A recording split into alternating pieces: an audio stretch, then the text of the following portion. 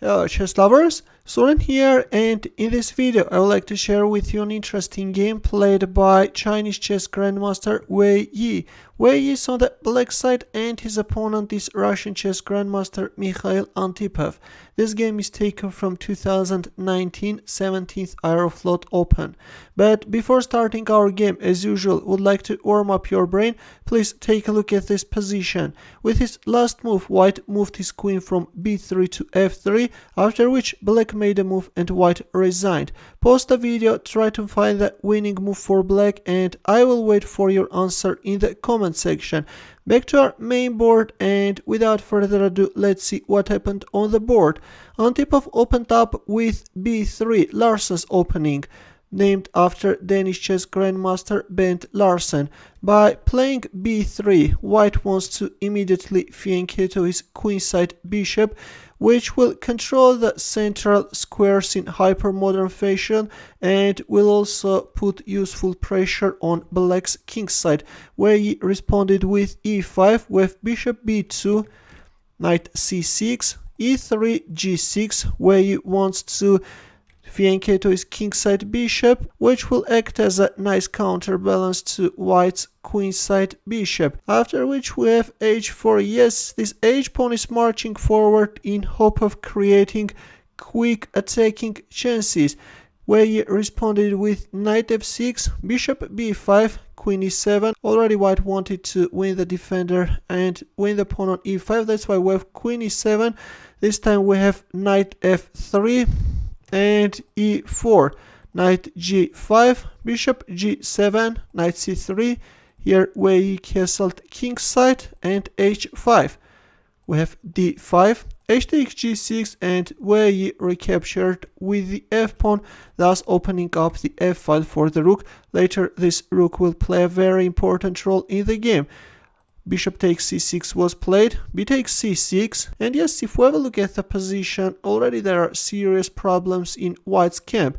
Especially, it's not quite clear how is white going to castle. Here Antipov played queen e2, freeing the king's path in order to castle queenside, but Wei Yi responded with bishop g4 and attacked black queen, also took under control the d1 h5 diagonal, not allowing castling queenside. Queen a6 by Antipov, after which white's position goes down very quickly.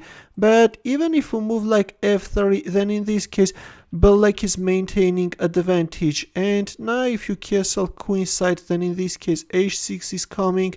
If knight h3, then knight e4 is very strong.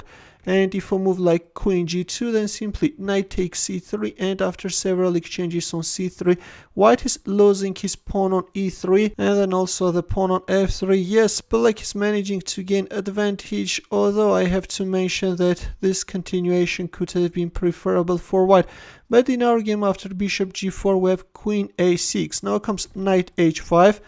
With this move, Wei Yi is both attacking the knight and also is opening up the rook's path. Knight h3 was played with queen e6. First, Wei Yi is protecting this pawn on c6, rook f1, and now comes bishop e5, knight a4, after which we have the exchange of dark squared bishops on b2 and queen e5. Wei Yi is both attacking white knight and also the queen is eyeballing on h2 square. c3 was played and there it goes, black queen is penetrating white's camp. Knight f4, and in here even this knight takes f4 allows black to gain a huge advantage, but after knight f4 Wei Yi managed to find the best continuation and he won the knight on f4 with the rook. Look at this epic exchange sacrifice. E takes f4 was played and we have knight takes f4 with a direct mating threat. Yes, black is threatening checkmate in one. White created an escaping route for the king, but now comes e takes f3, where he also managed to open up the e-file for the rook. G takes f3, and believe it or not, but in this position, Wei Yi moved back his bishop on c8, after which Mikhail Antipov resigned. The thing is that now white can't move away his queen from f1 a6 diagonal, because in this case, for example, if queen takes c6, then the queen is no longer controlling the e2 square and white king can get checkmated. Or after bishop c8, if we move like rook f2, then simply knight g2 check. If rook takes g2, then black can first announce a check from h4 and then can win white queen and the game is over. That's why after this beautiful bishop c8 move we have a resignation. Yes, in the beginning it was white who was trying to launch an immediate attack, but then white's attack boomeranged back, and in a very beautiful style Wei Yi forced his opponent to resign.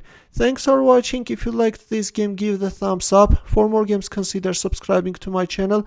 Also press the bell button to get notified about new uploads. I will see you in my next video. Take care.